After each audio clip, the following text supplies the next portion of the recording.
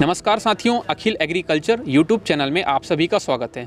साथियों, आज इस वीडियो के माध्यम से हम आपको जानकारी देंगे कि जब हम मशरूम प्रोडक्शन करते हैं, मशरूम प्रोडक्शन करने के बाद जो वेस्ट होता है, जो कटिया होता है जिसमें मशरूम हम हार्वेस्ट करते हैं, उस चीज़ का क्या उपयोग हम कर सकते हैं, उस वेस्ट का। तो इसके बारे में जो जानकारी है हमको डॉक्टर दिलीप सर देंगे, जो अभी वर्तमान में कुरुघासी 10 विश्वविद्यालय में असिस्टेंट प्रोफेसर के पद पे पदस्थ हैं।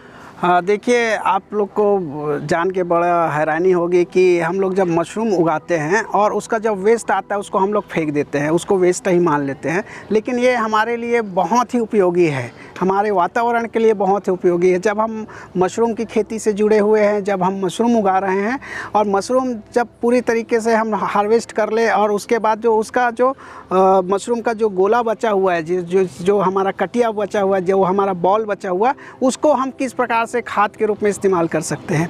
इसके कई उपयोग हो सकते हैं।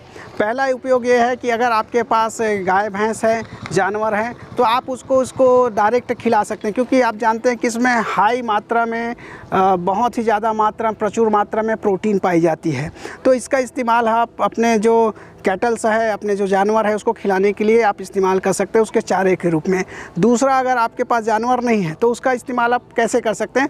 दूसरा इस्तेमाल इसका वर्मी कंपोस्ट में है। जैसे इस प्रकार से देख रहे हैं कि ये वर्मी कंपोस्टिंग किट है, तो इस किट में आप जो है वर्मी कंपोस्टिंग कर सकते हैं। जो हमारा मशरूम का वेस्ट है उसको आप इकट्ठा कर लीजिए पूरा, और उसके साथ आप जो है जो गोबर है, गाय का गोबर, आपके जानवर का जो भी गोबर है गाय भैंस का, उसको मिला लीजिए, उसको मिक्स करके इसमें रख लीजिए। और उसके बाद इसमें अर्थवर्म, जो जिसको हम लोग छत्तीसगढ़ में गेंगरवा कहते हैं या केचुआ कह लीजिए, उस केचुआ को, इसका ये विशेष प्रकार का केचुआ का भी हम इसमें इस्तेमाल करते हैं। इसमें हम रेड अर्थवर्म, जिसको इसिनिया फोइटिडा उसका साइंटिफिक वैज्ञानिक नाम है, उस केचुआ का हम इस्तेमाल करते हैं। ये केचुआ बहुत तेज़ी से जो है ये इस खाद को, अपशिष्ट पदार्थों को खाते हैं, और वो जो एक्सक्रीटा निकालते हैं, वो जो मल निकालता है, उसी को ही हम वर्मी कंपोस्ट कहते हैं।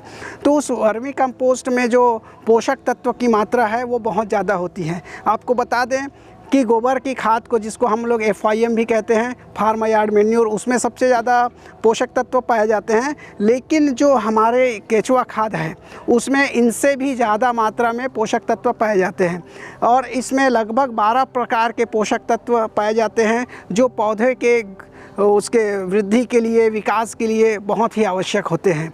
तो ये एक प्रक्रिया है। इसमें हम केचुआ डाल देते हैं और इसका हम लोग मेंटेनेंस करते हैं। इसमें मेंटेनेंस में हमारा आता है कि इसको लगातार हम लोग पानी का छिड़काव करते रहें, नमी बरकरार रखें।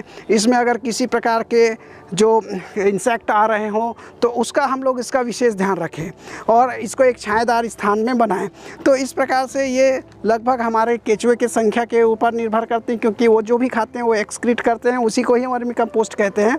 तो अगर इसमें लगभग 2 से 3 किलो अगर केचुआ डले हुए हैं तो 3 महीने में, 3 से 3.5 महीने में ये पूरी तरीके से खाद में परिवर्तन हो जाता है। और जब ये खाद बन जाए तो ये बिल्कुल, इसकी पहचान ये होती है कि ये चाय पत्ती के दाने के समान होते हैं, बहुत ही सुंदर दिखते हैं और बहुत ही भुरभुरा हो जाते हैं। तब इसको लेयर बाय लेयर हम लोग पानी का छिड़काव बंद कर दें।